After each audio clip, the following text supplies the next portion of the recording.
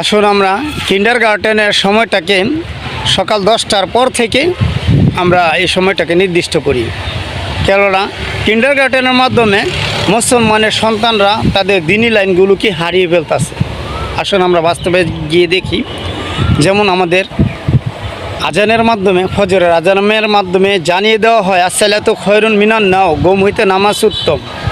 ওই টাইমে আমরা নামাজ পড়ব, কোরআন পড়ব, দিনই আলোচনা করব, মাসআলাগুলো জানবো, সঠিক পথে চলার চেষ্টা করব।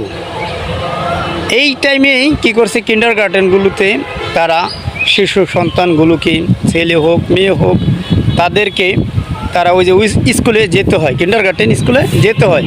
এজন্য আমরা বলে থাকি যে কিন্ডারগার্টেন স্কুলের মাধ্যমে আমাদের মুসলমান ধর্মের ক্ষতি হইতেছে। আসুন আমরা সকাল 10টার পর থেকে কিন্ডারগার্টেন স্কুলকে আমরা চালু করি। হ্যাঁ, মুসলমানরা পড়াশোনা করুক, কিন্ডারগার্টেন পড়াশোনা করুক।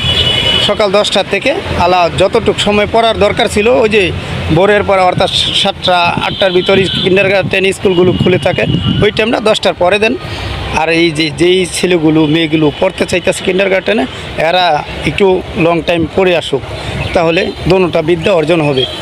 এজন্য আমাদের সকলেরই ভালো হবে ইনশাল্লাহ। আসুন আমরা কিন্ডারগার্টেনের সময়টাকে একটু পিছনে নেই আর কি, 10টার দিক দেওয়ার সময়টা নেই, তাহলে কিন্ডারগার্টেনের ছেলেপেলেগুলো দিনের শিক্ষায় শিক্ষিত হতে পারবে, দিনের মাসাইলগুলো জানতে পারবে, আদব কায়দাগুলো শিখতে পারবে। আসুন আমরা সবাই কিন্ডারগার্টেনের সময়টাকে নির্দিষ্ট করে একটা টাইম ধর্মের দিকে খেয়াল করে একটা টাইম তৈরি করি, ইনশাল্লাহ আমাদের সকলেরই মঙ্গল হবে। আল্লাহ যেন আমাদেরকে রহমত করেন, আমিন।